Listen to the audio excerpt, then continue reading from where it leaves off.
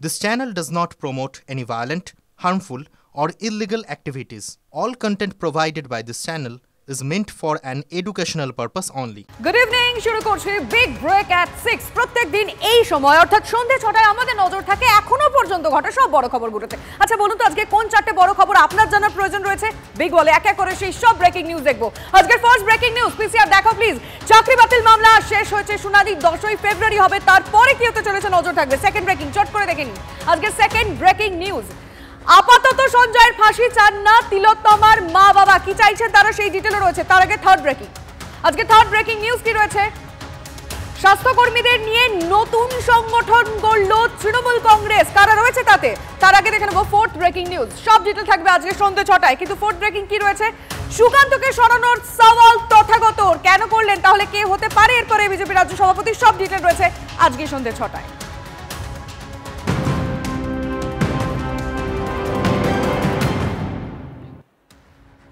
কিন্তু সবার আগে যে খবরে নজর রাখতে হচ্ছে এই মুহূর্তে টিভি9 বাংলার কাছে যে বড় খবর রয়েছে, সৈফের উপর হামলার ঘটনায় বেঙ্গল কানেকশন, ঠিক শুনছেন, বেঙ্গল কানেকশন রয়েছে। খুকুমনির নামে এক মহিলার নথি দিয়ে সিম কেনে শরীফুল, আর এই খুকুমনির হদিশ পাওয়া কি গেল? চলুন সরাসরি এই মুহূর্তের বড় খবরের আপডেট দেবেন আমাদের রিপোর্টার সুশোভন আমাদের সঙ্গে রয়েছে। সুশোভন, কে খুকুমনি, এখনো পর্যন্ত কি জানা যাচ্ছে? দেখো, মুম্বাই পুলিশ যখন চাপড়ায় গেল সেখানে গিয়ে যে এই নাম অর্থাৎ এই খুকুমনি যারা যারা রয়েছেন সেখানে সন্ধান করলো। সন্ধান করে দেখা গেল যে খুকুমনি যারা রয়েছেন কিন্তু তাদের যে সিম অর্থাৎ যে সিম উদ্ধার হয়েছে বা এই ছবিগুলো থেকে পাওয়া গেছে কোনোভাবেই ম্যাচ করছে না। সেই জায়গায় তাদের তদন্ত আরও অগ্রগতি হলো এবং তদন্ত অগ্রগতি করার পর তারা দেখলো যে এই খুকুমনির সন্ধান পাওয়া যাচ্ছে তা কিন্তু একেবারে নদিয়ার কোতোয়ালি থানা এলাকা। সেখানে যখন মুম্বাই পুলিশ গেল সেখানে গিয়ে দেখলো যে এই খুকুমনির সন্ধান পেল এবং তাকে জিজ্ঞাসাবাদ করা হলো। আজকে তাকে দিনভর জিজ্ঞাসাবাদ করা হয়েছে। সেখানে যেটা জিজ্ঞাসাবাদ করে জানা গেছে যে 4 মাস আগে এই খুকুমনি কিন্তু কলকাতার মেডিকেল কলেজে এসেছিল এবং সেখান থেকে তার ফোনটা হারিয়ে যায় এবং সেই যে ফোন হারিয়ে যায় তদন্তকারীদের এখন এটাই প্রশ্ন যে একজন ব্যক্তির ফোন হারিয়ে গেল, সে তারপর সেই ফোন অন্য একজন ব্যক্তির কাছে চলে গেল, যেখানে মুম্বাই পুলিশ এখন বর্তমানে এই ফোনটা পেয়েছে। অর্থাৎ এই যে মাঝখানের যে সময় সেখানে খুকুমনি কোনো ফোন নেয়নি এবং এই জায়গা থেকে এই ফোন কোনোভাবে তার কাছে কিভাবে গেল, শরীফুলের কাছে কিভাবে গেল এবং এই পুরো বিষয়টা যে বলা যায় যে একে একে দুই করা, সেটাই কিন্তু এখন তদন্তকারীরা মনে করছেন যে করতে হবে। আপাতত এই খুকুমনিকে আজকে দিনভর জিজ্ঞাসাবাদ করেছে এবং মুম্বাই পুলিশ তারা কিন্তু আবার ফিরে যাচ্ছে এবং তারা কিন্তু সব দিক কিন্তু এই মুহূর্তে খতিয়ে দেখছে। মানে খুকুমনির কাছ থেকে অনেক তথ্য জানা যেতে পারে, এইটা অন্তত আমরা খানিকটা ধরতে পারছি, বুঝতে পারছি। তুমি প্লিজ নজর রাখো এই মুহূর্তে বড় খবরের আপডেট আমাদের রিপোর্টার সুশোভন জানান।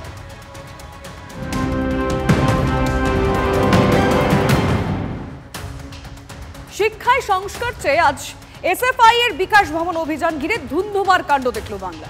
শিক্ষক নিয়োগ দুর্নীতি নিয়ে গত কয়েক বছর ধরে তোলপাড় হয়েছে রাজ্য, নাম জড়িয়েছে শাসক দলের তাবর তাবর নেতাদের, জেলে গেছেন নেতারা। আর এইসব দেখে শুনেও কি শিক্ষা হচ্ছে না? মুখ্যমন্ত্রীর হুঁশিয়ারি তোয়াক্কা না করেই লোভের ফাঁদে শাসক নেতারা।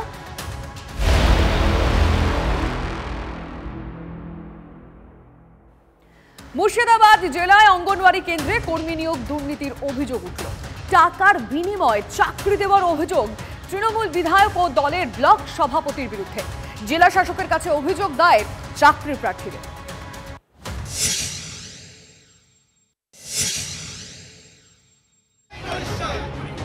শিক্ষক নিয়োগ দুর্নীতি নিয়ে উত্তাল হয়েছে রাজ্য। শাসক দলের নেতা মন্ত্রীরা জেলে গেছেন, ফের নিয়োগে দুর্নীতির অভিযোগ উঠল। অঙ্গনওয়াড়ি কেন্দ্রে টাকার বিনিময়ে চাকরি দেওয়ার অভিযোগ ওঠে। কয়েক মাস আগে অঙ্গনওয়াড়ি কর্মী ও সহায়ক পদে নিয়োগ হয়েছে। মুর্শিদাবাদ জেলায় অঙ্গনওয়াড়ি কেন্দ্রে নিয়োগ দুর্নীতির অভিযোগ ওঠে। অভিযোগ, নবগ্রামের তৃণমূল বিধায়ক ও বহরমপুর পূর্বের তৃণমূল ব্লক সভাপতি টাকার বিনিময়ে চাকরি দিয়েছেন। অভিযোগ উঠেছে তৃণমূল নেতাদের পরিবারের সদস্যদের চাকরি পাইয়ে দেওয়া হয়েছে। বিধায়ক ও ব্লক সভাপতি অবশ্য গোটা বিষয়টাকেই চক্রান্ত বলছেন। এটা একটা পরিকল্পিত, আমাদের ভাবমূর্তি নষ্ট করা, পার্টির ভাবমূর্তি নষ্ট করা এবং সর্বোপরি হচ্ছে আগামী নির্বাচন, তো সেই নির্বাচনে অনেকে ভোটে দাঁড়াতে চায়, স্বাদ আছে, এটা চক্রান্তমূলকভাবে এই সমস্ত কার্যকলাপ হচ্ছে। সুতরাং কোনো অভিযোগ যদি কেউ করে থাকে সেটা তদন্ত হবে এবং প্রমাণ করার দায়িত্ব তার। তো যারা অভিযোগটা করেছে, আমি অনুরোধ করব আপনাদেরকে, আপনারা তাদের বাড়িতে গিয়ে খোঁজ নিন, তারা কি সত্যিকারই অভিযোগ করেছে না এটা চক্রান্ত করে তাদের নাম দিয়ে কেউ করিয়ে দিয়েছে। আর এ নিয়েই সরব হয়েছে বিরোধীরা। তৃণমূলের নেতা বিধায়করা চাকরি দেওয়ার নামে প্রভাব বিস্তার করবে না, এরা ঠিক অনেকটা সোনার পাথরের বাটির মতো। নেতাদের রেকমেন্ডেশন ছাড়া কোনো সাধারণ বেকার ছেলে মেয়ে চাকরি হওয়া অসম্ভব। জেলা শাসকের কাছে লিখিত অভিযোগ দায়ের করেন চাকরি প্রার্থীরা। মুর্শিদাবাদ থেকে কৌশিক ঘোষের রিপোর্ট, TV9 বাংলা। আপনাদের নিশ্চয়ই মনে আছে গত বছর পড়ুয়াদের ট্যাবে টাকা নিয়ে দুর্নীতি, ক্ষোভ বিক্ষোভ কত কি না হয়েছে। এবার ট্যাব দুর্নীতির আদলেই অ্যাকাউন্টে জালিয়াতির মাধ্যমে বাংলা আবাস যোজনার টাকা লোপাটের অভিযোগ উঠল। শুধু তাই নয়, এর সঙ্গে আবার জুড়ে গেছে কাটমানির অভিযোগও। আর এখানে আবার সেই রাজ্যের শাসক দলের কানেকশন। কোথায় কি অভিযোগ উঠেছে দেখে নিন।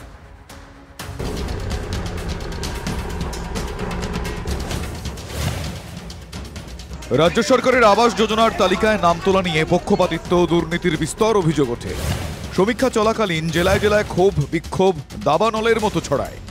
সেই সব কাটিয়ে উপভোক্তাদের অ্যাকাউন্টে টাকা আসতে শুরু করেছে। এবার সেখানেও দুর্নীতির অভিযোগ উঠল। ট্যাব দুর্নীতির কায়দায় টাকা লোপাটের অভিযোগ। মালদার হরিশ্চন্দ্রপুরের ভিঙ্গল গ্রাম পঞ্চায়েতের বাসিন্দা মোহাম্মদ সাজিদ আলী, পেশায় রেশম চাষি। আবাসের তালিকায় নাম ওঠে মোহাম্মদ সাজিদ আলীর। তার মোবাইল ফোনে ওটিপি আসে। অভিযোগ, স্থানীয় তৃণমূল পঞ্চায়েত সদস্য মাজিনুর বিবি ও তার স্বামী বাবুল আলী বাড়ি এসে মোহাম্মদ সাজিদের মোবাইল ফোন নিয়ে যান। তারপর আবাসের টাকা মোহাম্মদ সাজিদের অ্যাকাউন্টে পড়েনি, উল্টে সেই টাকা অন্যের অ্যাকাউন্টে পড়েছে বলে অভিযোগ। কি নামে, সাজ্জাদ নামে, তার বায়োডাটার পুরা নিয়ে টাকা উড়ি অ্যাকাউন্টে ঢুকাইছে। সমস্যা হয়তো অবশ্য ওরা জালিয়াতি করেছে, হয়তো টিএমসির হয়তো নাম্বার ছিল, তার সাথে একজন ছিল অভিভাবক, সে তার নাম হলো তসিফুল। তারা দুইজনে ঘুরে ঘুরে কাজ করেছে। আর মোবাইল নিয়েছিল আমার কাছ থেকে প্রায় 8 থেকে 9 দিন ধরে, কিন্তু আমার কাছ থেকে কিন্তু মোবাইল নিয়েছে। মোহাম্মদ সাজিদের আরও অভিযোগ, তৃণমূল পঞ্চায়েত সদস্য ও তাঁর স্বামী 5,000 টাকা কাঠমানিও নিয়েছিলেন। 5,000 টাকা দিয়েছিলাম বাবুলকে। আর চেয়েছিল, কি বলেছিল, যে টাকা লাগবে, টাকা না দিলে কিন্তু কাজ হবে না। অভিযোগ অস্বীকার করেন পঞ্চায়েত সদস্যের স্বামী। আমার প্রমাণই দিতে পারবে না কিছু রইগলা, আমার প্রমাণই দিতে পারবে না কিছু রইগলা। এই অভিযোগ সামনে আসতেই শাসক দলের বিরুদ্ধে সুর চড়িয়েছেন বিরোধীরা। মানুষ যারা বোঝে না তাদের কাছে ওটিপি চুরি করে সেই ঘরটা অন্যজনকে পাইয়ে দেওয়া হচ্ছে। ধিক্কার জানাচ্ছি এই সরকারকে, যারা নিচু থেকে ওপর অব্দি দুর্নীতির সঙ্গে যুক্ত। টাকা ফিরে পেতে অগত্যা ব্লক মহকুমা শাসক এবং জেলা শাসকের কাছে অভিযোগ দায়ের করেন মোহাম্মদ সাজিদ আলী। মালদা থেকে শুভতোষ ভট্টাচার্য রিপোর্ট, TV9 বাংলা। এদিকে বাংকার উদ্ধারের 2 কিলোমিটারের মধ্যে গ্রেফতার হয়েছে 2 রোহিঙ্গা। নদিয়ার কৃষ্ণগঞ্জে ভারত বাংলাদেশ সীমান্তে জালে 2 জন। 1 বছর আগে ভারতে অনুপ্রবেশ, কাজ করত হায়দ্রাবাদে। বাংলাদেশে ফেরার চেষ্টা করতেই পাকড়াও।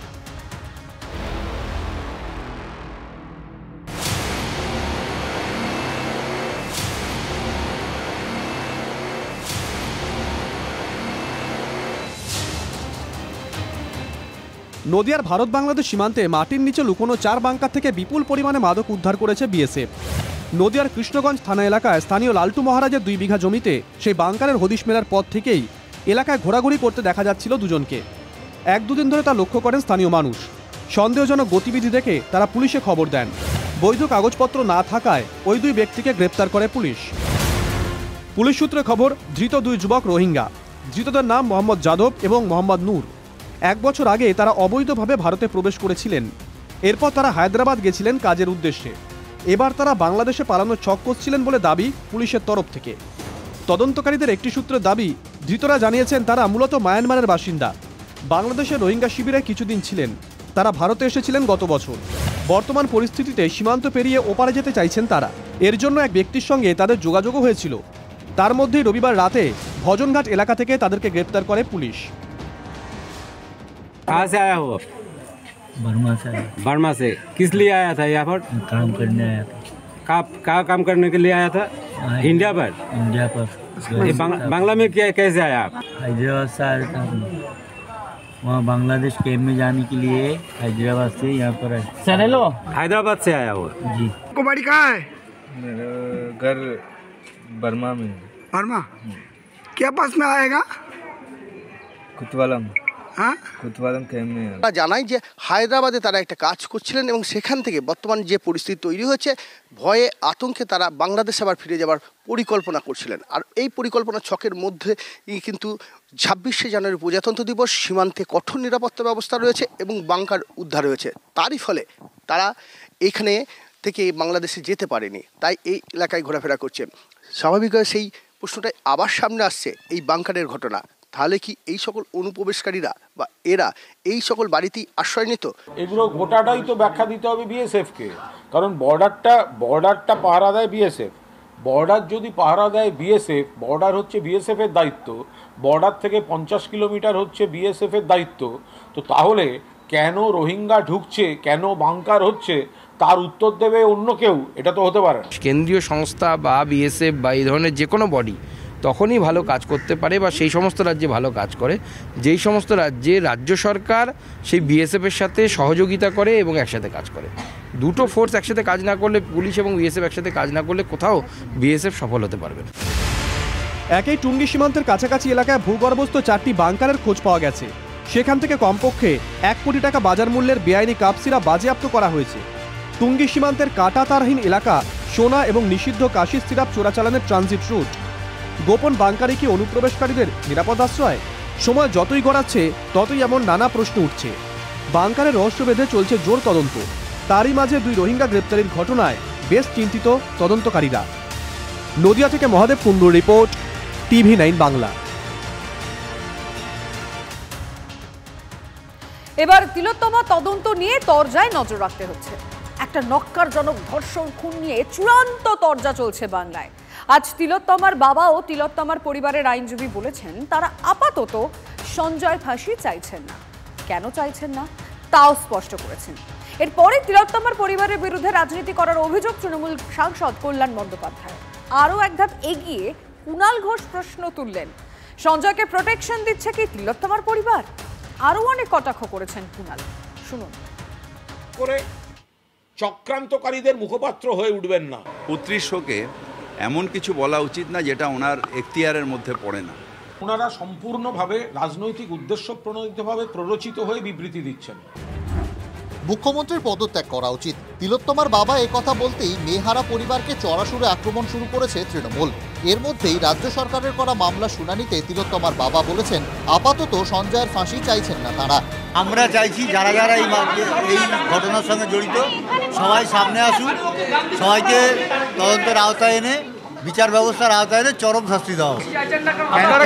ফাঁসি চাইছি কি চাইছি না সেটা আমাদের যে উকিল আছে উনি বিশ্লেষণ করবেন। আমরা বলছি যারা মূল অপরাধী তারা এখন ধরা পড়েনি, তাই আমরা বলছি যে এই মুহূর্তে এই অ্যাপিলে আমরা ক্যাপিটাল পানিশমেন্ট চাই না। আপাতত ফাঁসি চাইছেন না, কেন চাইছেন না তাও স্পষ্ট করেছেন। তবু তিলোত্তমার বাবার এই মন্তব্য শুনেই তেরে আক্রমণ তৃণমূল সাংসদ কল্যাণ বন্দ্যোপাধ্যায়ের। পুরোপুরি পলিটিক্স বলছেন কল্যাণ। আসলে ওনাদের এখন রাজনীতির মধ্যে ঢুকে গেছে, এটা নিয়ে ওনারা খুব ভালো রাজনীতি করতে শিখেছে। I am sorry to say, কিন্তু নাও দে আর ইন পলিটিক্স, কমপ্লিটলি পলিটিক্স। বিকাশ ভট্টাচার্যের কথা আর ওনাদের কথা এক হয়ে গেল। কল্যাণকে পাল্টা ঠুকেছেন সিপিএম নেতা শতরূপ ঘোষ। যিনি জাস্টিস চাইছেন, যিনি ন্যায় চাইছেন, যিনি বিচার চাইছেন, তাদের সঙ্গে বিকাশ ভট্টাচার্যের কথা তো মিলেই যাবে। ঠিক যেমন যারা ধর্ষণ করেছে এবং যারা ধর্ষকদেরকে আড়াল করতে চাইছে তাদের সঙ্গে কল্যাণ বন্দ্যোপাধ্যায়, মমতা ব্যানার্জির কথা মিলে যাবে, এটাই স্বাভাবিক। দলে দলে অন্তহীন তাল ঠোকাঠুকি। রাজ্য সরকার বলছে ফাঁসি চাই, চাপে পড়ে সিবিআইও বলছে ফাঁসি চাই, বাবা মা বলছেন ফাঁসি চাই না। এ তো বামপন্থী, অতি বাম জুনিয়র ডক্টরদের একাংশ, তাদের কথাগুলো প্রতিফলিত হচ্ছে। যাদের এখতিয়ার আছে, একজন নির্যাতিতার মা বাবা, তারা হচ্ছে রাস্তায় দাঁড়িয়ে বিচার চাইছে বলে তারা কোনো এত বড় কথা বলছেন। কারণ ওরা চেয়েছিলেন সঞ্জয়কে ধরে একটা ফাঁসি দিয়ে বা একটা এনকাউন্টারে মেরে দিয়ে সব লোপাট করে দিতে, কিন্তু সেটা হয়নি, এই জন্য যারা। তাহলে কি এই সঞ্জয় রায়কে প্রোটেকশন দিচ্ছেন, বাঁচিয়ে দিতে চাইছেন তারা বাবা মা? এটা হয়? দুদিন বাদে শুনবো জেলে শীতকাল বলে সঞ্জয় রায়কে তারা কম্বল আর সোয়েটার দিতে গেছেন। তার দুদিন বাদে শুনবো জেলে পুষ্টিকর খাবার খাওয়ানোর জন্য ওনারা সঞ্জয়ের জন্য খাবার নিয়ে যাচ্ছেন। এটা হচ্ছে কি? এই তরজার মধ্যে সবচেয়ে বড় প্রশ্ন একটাই, আসল অপরাধী কে বা কারা? তারা কি আদৌ ধরা পড়বে? সুবিচার পাবে কি Tilottama? Bureau report, TV9 Bangla. সঞ্জয়কে প্রোটেকশন দিচ্ছে কি তিলোত্তমার পরিবার? প্রশ্ন তুললেন কুণাল ঘোষ। তিলোত্তমার বাবা মার আচরণ রহস্যজনক বলেও মন্তব্য করেছেন কুণাল। সঞ্জয় রায় এতদিন কোর্টে যা যা বলেছে সমস্তটা বলার সুযোগ পেয়ে রাজ্য সরকার বলছে ফাঁসি চাই, চাপে পড়ে সিবিআইও বলছে ফাঁসি চাই, বাবা মা বলছেন ফাঁসি চাই না। এ তো বামপন্থী, অতি বাম জুনিয়র ডক্টরদের একাংশ, তাদের কথাগুলো প্রতিফলিত হচ্ছে অভয়ার বাবা মার মুখ থেকে। তাহলে কি এই সঞ্জয় রায়কে প্রোটেকশন দিচ্ছেন, বাঁচিয়ে দিতে চাইছেন তারা বাবা মা? এটা হয়? দুদিন বাদে শুনবো জেলে শীতকাল বলে সঞ্জয় রায়কে তারা কম্বল আর সোয়েটার দিতে গেছেন। তার দুদিন বাদে শুনবো জেলে পুষ্টিকর খাবার খাওয়ানোর জন্য ওনারা সঞ্জয়ের জন্য খাবার নিয়ে যাচ্ছেন। এটা হচ্ছে কি? এদের আচরণ, ভূমিকা অত্যন্ত রহস্যজনক। এর সঙ্গে কার কার জড়িত আছে, কি জড়িত আছে, এই গোটাটা তদন্তের আওতায় আনা দরকার। কিন্তু কুণাল ঘোষের যে বক্তব্য আপনাদের শোনালাম, এটা তো প্রথমবার নয়। এর আগে তিলোত্তমার বাবা মাকে তিনি এখতিয়ারের প্রসঙ্গ টেনেছিলেন, এখতিয়ার বুঝিয়ে দিতে চেয়েছিলেন বলে, এবং ফিরহাদ হাকিম বলেছিলেন রাজনীতি করছেন। আর এখন কুণাল ঘোষ বলছেন সঞ্জয়কে প্রোটেকশন দেওয়া হচ্ছে। এই মুহূর্তে আমরা টেলিফোন লাইনে যোগাযোগ করেছি তিলোত্তমার বাবার সঙ্গে। আপনাকে TV9 বাংলায় স্বাগত জানাচ্ছি। কুণাল ঘোষের আগে বক্তব্য আপনার মনে আছে, আপনার সঙ্গে আমরা কথা বলেছিলাম। আর এখন বলছেন আপনারা নাকি সঞ্জয়কে প্রোটেকশন দিচ্ছেন। কি বলবেন? কি বলেছেন যদি জানি না এখনো। বলছেন সঞ্জয় রায়কে আপনারা, বলেছে তিলোত্তমার বাবা মা প্রোটেকশন দিচ্ছে কি, সেই প্রশ্নটা তুলছেন। কিভাবে সেটা তো বুঝতে হবে আমার। কি এলিগেশন নিয়ে আসছেন সেটা না জানলে আমি কি শোনানোটা কি বলেছে তারপরে বলছি।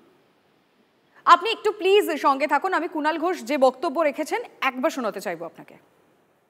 সঞ্জয় রায় এতদিন কোর্টে যা যা বলেছে সমস্তটা বলার সুযোগ পেয়ে রাজ্য সরকার বলছে ফাঁসি চাই, চাপে পড়ে সিবিআইও বলছে ফাঁসি চাই, বাবা মা বলছেন ফাঁসি চাই না। এ তো বামপন্থী, অতি বাম জুনিয়র ডক্টরদের একাংশ, তাদের কথাগুলো প্রতিফলিত হচ্ছে অভয়ার বাবা মার মুখ থেকে। তাহলে কি এই সঞ্জয় রায়কে প্রোটেকশন দিচ্ছেন, বাঁচিয়ে দিতে চাইছেন তারা বাবা মা? এটা হয়? দুদিন বাদে শুনবো জেলে শীতকাল বলে সঞ্জয় রায়কে তারা কম্বল আর সোয়েটার দিতে গেছেন। তার দুদিন বাদে শুনবো জেলে পুষ্টিকর খাবার খাওয়ানোর জন্য ওনারা সঞ্জয়ের জন্য খাবার নিয়ে যাচ্ছেন। এটা হচ্ছে কি? এদের আচরণ, ভূমিকা অত্যন্ত রহস্যজনক। এর সঙ্গে কার কার জড়িত আছে, কি জড়িত আছে, এই গোটাটা তদন্তের আওতায় আনা দরকার। কাকপটি শুনলেন কি বলেছেন কুণাল ঘোষ? শুনলাম, একটা কথা পরিষ্কার ওনাকে জানিয়ে দিতে চাই, উনি আমার ছোট ভাইয়ের মতন, আমার থেকে বয়সে জুনিয়রই হবেন। এবং একটা কথাই বলতে চাই, উনি একদিন আমাদের বাড়িতে আসুন এবং ওনার যে বক্তব্য আছে, কি গাইডলাইন উনি আমাকে দিতে চাইছেন, আমরা কি ভুল করছি, আমাদের সামনে এসে বলুন। এরকম প্রকাশ্যে উনি নিজের একটা কি বলে ফুটেজ খাওয়া যাকে বলে সেটা উনি কেন করছেন? উনি সামনে এসে বলুন না আমার এই সমস্যা হচ্ছে। উনি এরকম প্রতিদিন একটা করে আমাদের মানে চাপে রাখার চেষ্টা করছেন। আমাদের কোন রকম কনসেন্ট্রেন্ট আমার মেয়ের বিচারের বাইরে সরবে না। আমরা যতই আমাদের বিরক্ত করুন, আমি মনে করছি উনি আমাদের বিরক্ত করছে, আর কিচ্ছু বলবো না। ধন্যবাদ আপনাকে।